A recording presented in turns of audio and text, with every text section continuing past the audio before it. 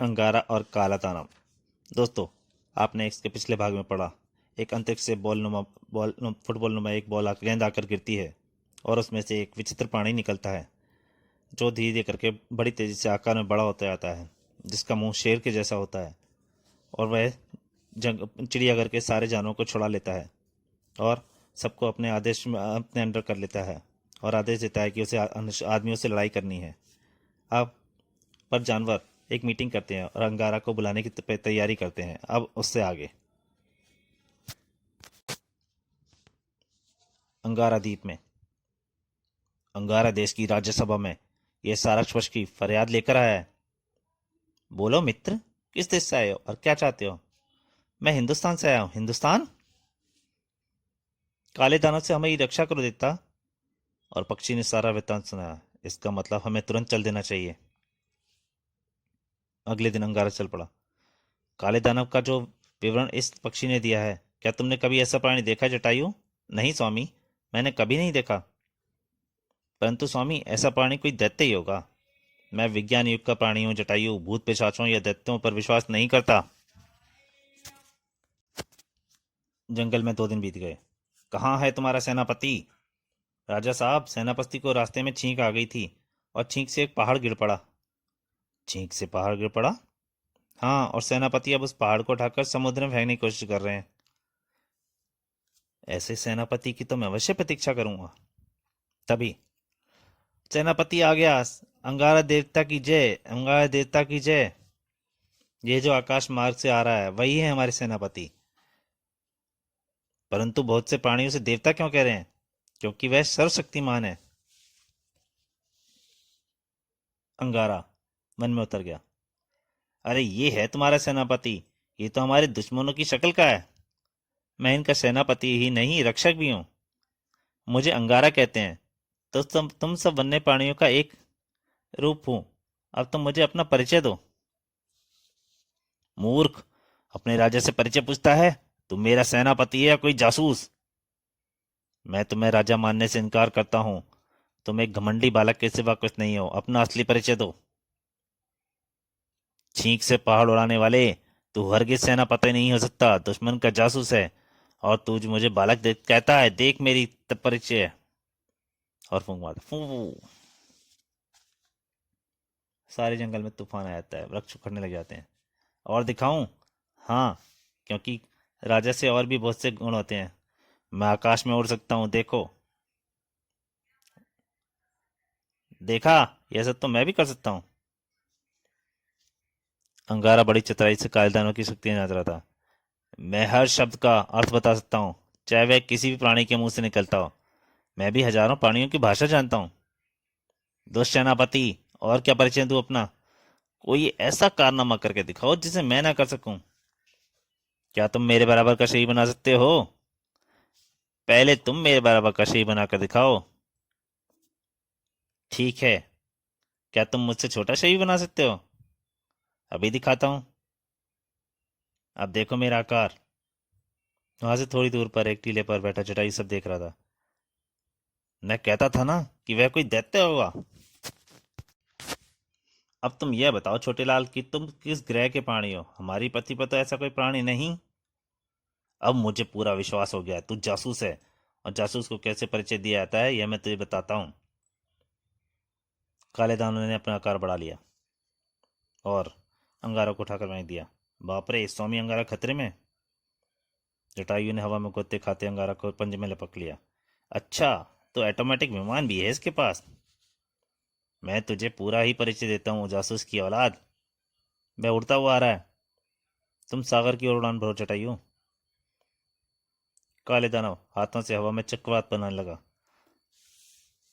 गोलियों का तो इस पर असर ही नहीं होता। मैंने कहा था ना स्वामी, यह कोई दैत्य है। नहीं जटायु, यह हमारी पृथ्वी का प्राणी नहीं है। किसी तरह सागर तक तेज उड़ते हुए पहुंचो। धुएं का बादल बनाना होगा ताकि यह कुछ देर के लिए हमें ना देख सके। उसने अपनी भूख से भवर बनाकर फांस लिया है स्वामी। जटायु, भंवर तोड़ो। अंगारा ने स्मोक बम का प्रयोग किया।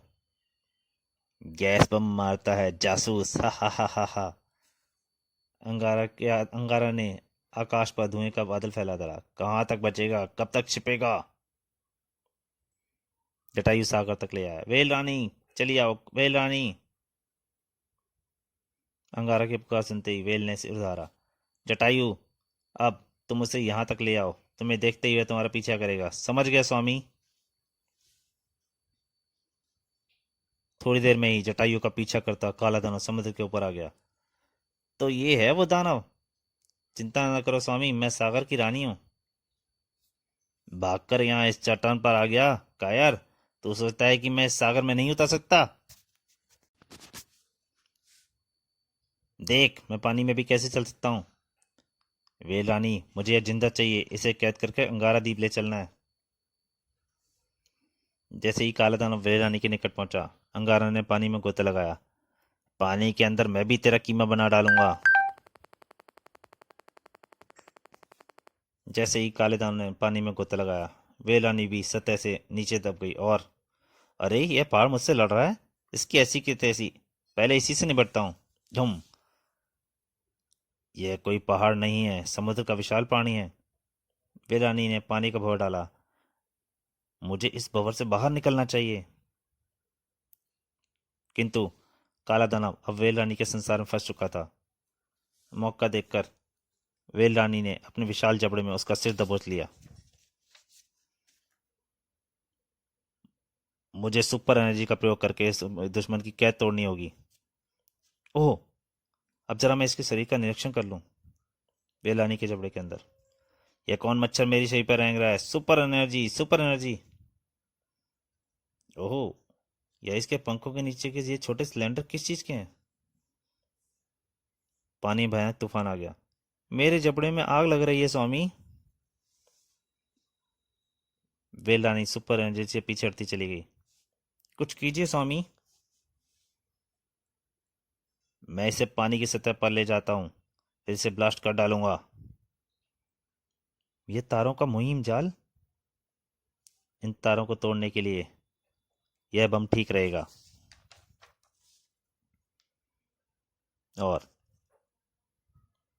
अब उसे छोड़ दो वेल रानी। आ अरे वह तो सिकुड़ रहा है। काला दानव सिकुड़ सिकुड़ गया, इतना सूक्ष्म हो गया कि अदृश्य ही हो गया। फिर जब अंगारा की डॉक्टर कुणाल से मुलाकात हुई, इस बीच मैंने यह पता लगा लिया कि काले दानव की उत्पत्ति कैसे हुई, कहाँ से हुई। वह स्पार्टा ग्रह से आया था। स्पार्टा ग्रह से? हाँ, और अब स्पार्टा ग्रह का छोटा सा अंतरिक्ष यान हमारे कब्जे में है। वह फुटबॉल के आकार जैसा। मैं इस यान को देखना चाहता हूँ। ये देखो, वह ऐसे इसी से पृथ्वी पर उतरा, किंतु तुमने उसे वापस इसमें पहुंचने का अवसर नहीं दिया। लेकिन वह दूसरे ग्रह का प्राणी होते हुए भी हमारी भाषा कैसे बोल रहा था? वह संसार की सभी भाषाएं बोल सकता था और उसका आकार छोटा या बड़ा कर सकता था। लेकिन आपको कैसे पता चला कि वह स्पार्टा ग्रह का है?